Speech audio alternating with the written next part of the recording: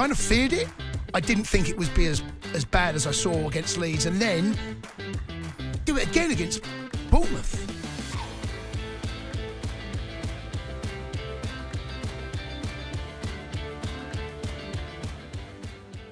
Welcome to a bite-sized episode of Inside Chelsea. My name's Kweku Afari. I'm joined by former Chelsea defender Jason Cundy. And Jace, this is basically going to be an inquest episode, right? We're off the back of a draw against Bournemouth, a loss against Leeds, and a good draw at home against Arsenal. I just want to get your views on the last week for Chelsea and where you think we're at the moment. Well, it's been a pretty terrible week, in all honesty, Kweku. I actually come away from Stamford Bridge and that draw against Arsenal disappointed. I felt we had enough about us. I thought we were the better side for large majority of that. I thought we looked comfortable. There was always that counter-attack that I felt we could take advantage of. Neto in particular caused all sorts of problems for them. And I come away from that Arsenal game disappointed. All right, when you reflect, I suppose both sets of fans will come away and feel it's not a bad point. Arsenal didn't play particularly well. We were good. We went down 10 men. It was up against us. And we managed to get something out of the game. Moving then on away at Leeds. Leeds is always traditionally a tough game. The rivalry between the two sets of fans is historic. It goes back decades. And we have seen Maresca when he rotates, and there have been a number of examples of it. Lincoln in the Carabao Cup, Forest. There's been one or two times where he has Brentford away, where he has rotated, and I have a bit of sympathy with him because it's unprecedented that this manager has gone in to a season without a pre-season and having a tournament during the summer, and he's had to try and manage the minutes of players. He's also had the problem with Palmer's injury, which might have been partly down to the fact that he played so much football in the summer. There's the Delap injury as well. He's been trying to integrate, and I think he's done very well with Esteval, bringing him in, taking him out. Got his start against Barcelona. I thought he'd done very well. But it does feel at times that Maresca, especially with Caicedo missing and being suspended against Leeds, he had a little bit of an issue because Caicedo starts every game when he's fit, right? He's a machine, the boy. He's not one of those players you feel got to come out. I know he needs rest and needs time. And these 3 games, it's a problem for Maresca. And I think he changed too much. I think that was probably, a reflection. And I seem to remember him having, post-match, playing Chalobah at right back. The two centre-halves pairing, he changes that quite a lot. We never really got going against Leeds, and we conceded the early goal, and then we looked flat, Kweku. It's inexplicable how flat we were. I didn't think Leeds were particularly great. They played a 5 at the back. Farke changed it away at Manchester City second half, and they were really good. 2-0 down, come back to 2-2, and they were good. I felt that this game was on us, and I don't want to take any credit away from Leeds, although I found it hard to credit them because we were so poor, so slow, so we didn't react to things, and we don't want to be on the front foot, and I think that rotation really did affect the team, and we come away tail between our legs, Kweku. Look, I'll ask you, right? That performance, I kind of feared it.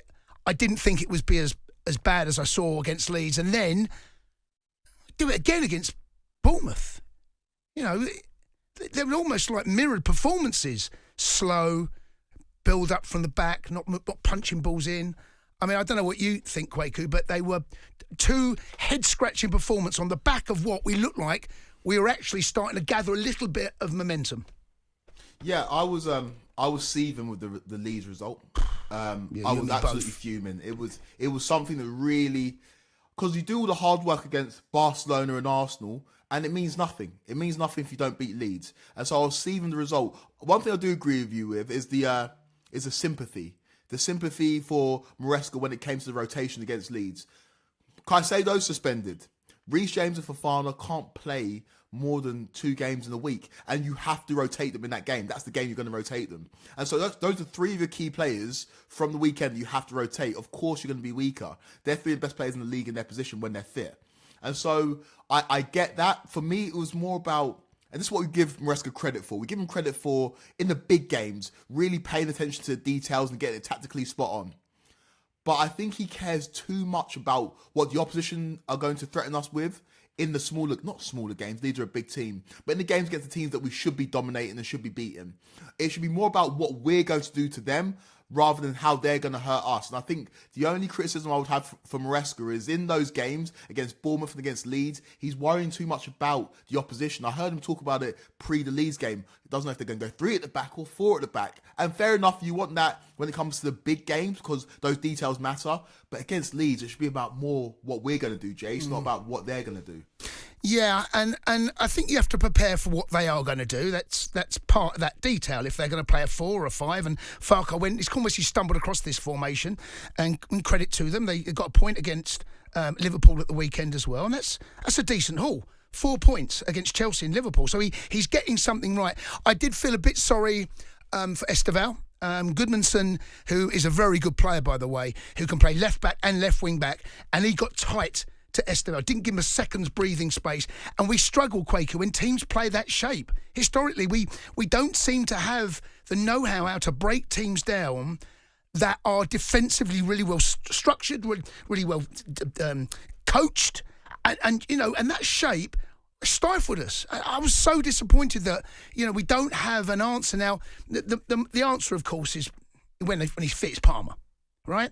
So you go into that Leeds game, you've got no Caicedo, got no Reece James, you've got no Fofana, you've got no Cole Palmer. Now, a squad like Chelsea should be able to cope and deal with things like that because we spent so much money. That's the reason we have such a deep squad. And a club like Chelsea, no one's going to have sympathy. I don't want any. But we've got to find a way. And we did cope really well and have coped really well without Cole Palmer. We were second in the table without Cole Palmer. And I'm gonna move on now to Bournemouth because the Cole Palmer coming back is obviously not fit, 100% fit. He can't be. And you've got Delap up top, who's not 100% fit. He can't because he hasn't played enough minutes. And I felt that the two midfielders in Reece and Enzo, they kept dropping so deep, the pair of them, so deep. Enzo's played his best football recently when he's been higher up the pitch. And I felt he looked a bit lost, actually. Now, it looked to me as if they're trying to create space for Palmer. So don't take the space that he's got. But when you've got two midfielders dropping so deep, someone's got to go and support him. And I really felt the Enzo role in particular, it didn't work. It simply didn't work. Whatever he was trying to get out the game, it didn't work. I think Enzo's got to be closer to Palmer. Reece defensively is solid and can do that job, but I felt that we played with almost like with one midfielder missing, and we couldn't get high enough up the pitch to affect it. On top of that, how slow was it? How infuriatingly slow was it? And we never got going, and Bournemouth are on the run of some tricky results themselves. I think they picked up 1 point in 5 games. They plummeted down the table themselves. This was a good time to play Bournemouth. And you know what? Probably a good time to play Chelsea. And we cancelled one another out. I think we'd still be there now, Kweku, and no one's going to score. No one's going to score. And it was one of those games that I think they will take the point, because they need to stop that hemorrhaging points at the moment. Yet we go there, 2 away games. We picked up 1 point in those 2. We've now picked up 2 points in the last 9. Well, you know how tight the Premier League is. We've dropped out the top 4. And we're in danger now. If we don't beat Everton, they go above us. If they beat us, I can't get my head around that. I can't believe I'm saying that. So that just goes to show, one, how far we've fallen off in the last 3 games. Okay, point home to Arsenal. Yeah, I take that. 10 men, disappointed, but that's all right. The next 2 games, we've got to go away, and we've at least not get beaten. 2 draws would have been disappointing, but to come away with a defeat and a draw. And Maresca's got to get things. He's got to get back to what we were like. There's no Caicedo he might play against Atalanta. No Caicedo, by the way, against Everton. And this game now, it's become really big. And I don't want to kind of build it up to something, and it's not season defining. But December, Kweku, as you and I know, and every Chelsea fan listening to this, December is a disaster for us. Disaster, Ember. That's what we should call it for Chelsea, not December, because it is. And we've got off onto this wrong foot. We've had a really good November. We didn't unbeaten, picked up some big wins, and we move into December. And we've just turned into the Chelsea of December of old, and we have got to beat Everton, and it feels big all of a sudden, And of course, we know how busy the rest of December is. Remember last year, Jace, when we if we beat Everton, we'd go top. Remember that? Of course. Yeah. And now what this game's got different. What happened? Yeah, we didn't win. And then it completely fell apart. Yeah. But this game's got different importance in terms of how tight the Premier League is. Got two questions about our midfield. Yeah. You mentioned Caicedo missing. How big is he being missing? And also, you mentioned about Enzo dropping deep against Bournemouth. How do you get Enzo Fernandez and Cole Palmer in the same team? Well, historically, that has always been a conundrum for Maresca. More often than not, he's got Caicedo alongside him. So with Caicedo missing and Reece in there, that changes that dynamic. And like I said, I can't believe he wasn't told to not drop deep. He must have been said, we need to leave that space. I want you and Reece to get a little bit closer to the centre halves. Right, and they were like, you could throw a blanket over them sometimes. But the problem is got, and this is a nice problem. How do you get Enzo Fernandez, Moises Caicedo in the same midfield? Fine, that's not difficult. But then Cole Palmer as a 10. The next question you've got is, where's Esteban play and where's Pedro Neto play? Because they both want to play on that right hand side. There's a number of these little that we've yet to see all of those players in the same Chelsea 11, and that is going to be the issue. He's got to get over that. I think what we'll see against Atalanta, I think you'll see Moises Caicedo, Enzo, and I think you'll see Enzo playing 10, 15 yards higher up the pitch, and that link-up play that Palmer needs. Look, Palmer looked rusty. You know, he's got that lovely touch, the way he receives the ball. You know, he's got such beautiful awareness, such lovely balance. He's still got those touches, but not quite sharp, and that's fine, and I get that. And the game against Atalanta, I think he's got to start. You know, it's a game that I think we can have to go there and pick up something, because they're all right, by the way. They're level on points with us, I seem to remember. And this is going to be a game where we want to finish in the top 8. If we can go there and pick up a point's not a disaster. We can go and get 3, so I expect Palmer to start. But that's going to be... Quickly on that, Jay, sorry to interrupt you. I'm getting notifications come through. Cole Palmer not in open training today. No injury. It's just part of the integrated return, and he should be ready for the Everton game. Right. So okay. Okay. All right. Well, that's hot off the press. Well, so he won't travel, so they're managing his minutes again. Well, that does solve a little bit of a problem that we just spoke about. I expect then João Pedro, because Delap's out. Will Mark Guiu get his chance? You know, he's been hanging around, poor thing. I remember he picked up that injury just after Nicholas Jackson did, coincided at the same time. Well, this time Delap is going to be out for quite some time from what we're hearing. I expect Guiu to get the chance. I expect João Pedro to play him behind. Or he might go Reece and he might go Caicedo. There's so many little things that he's got available to him, but he's getting that balance between Enzo and Caicedo. Those two are the best partnership we have at the moment, I think and feel. But then who plays 10? Is he going to play Enzo higher up the pitch? Does he go Reece and Caicedo alongside one another? Another question for you. Liam Delap, you mentioned it, out for 6 to 8 weeks, shoulder injury. He's been so unfortunate this season, Delap. He just can't really seem to get going. Against Bournemouth, like you mentioned, we could play for 180 minutes, didn't know we were going to score. We let Nicholas Jackson go out on loan to Bayern Munich. João Pedro, after a hot start, slowed down a little bit. Have we got a problem going forward in terms of putting the ball in the back of the net? Feels a little bit like we might have, Kweku. You know, you want partnerships and relationships take time to build up. And we're all very excited at the beginning of the season to see Cole Palmer with his old mate Delap sliding those balls in, that relationship that had built up as kids at Manchester City. We've hardly seen it. We've hardly seen it. Minutes. You know, we want to see games. We want to see back-to-back games, 3, 4, 5 games. That link-up play, not just on the pitch, but also the training ground. They've hardly trained together, let alone play together. So that is a major issue. Mark Guiu, he's got a heart as big as a bucket, by the way. He will chase, he will throw things down. It gives us a little bit of a presence up top, which we absolutely need.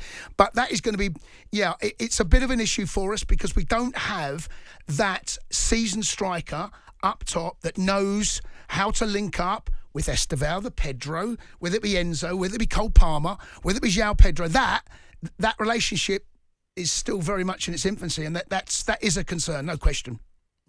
And obviously 2 massive games on the horizon, Atalanta and Everton. For me, 2 must-wins. Do you feel the same way? Do we have to beat Atalanta and do we have to beat Everton? Atalanta, I'm not so sure it's a must-win. It will be a lovely win, of course it will, because that really will cement our place in that top 8. Everton is a different kettle of fish, I'm afraid. They're on a good run. They're a David Moyes side. I mean, you know, you don't even have to look at everything. You have to know. You just know what you're going to get, right? He's a brilliant manager, David Moyes. He comes in with a lot of criticism. You don't do what you've done in the game if you're not a good manager.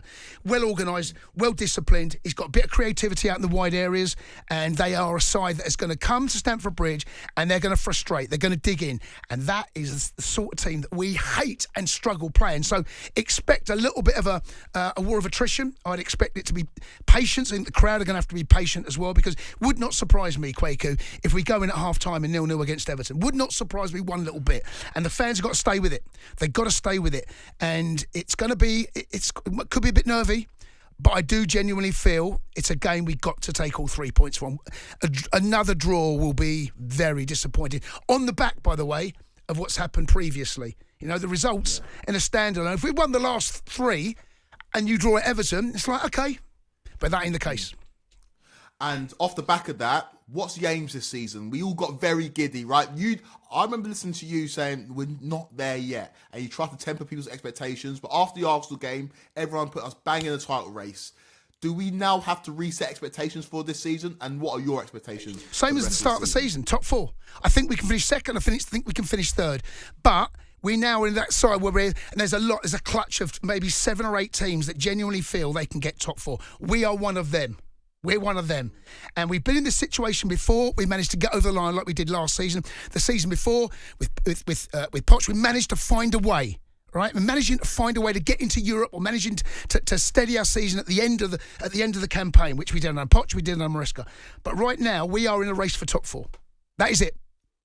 That is it. A trophy would be good. We've got Cardiff coming up. Who knows what's going to happen with the FA Cup draw? Be nice to have a nice easy one at home and look to go into the new year with the Champions League. And if we can qualify without going through the playoffs, that would be fab as well. But right here in the Premier League, our aim, as it has been for my money, is top 4.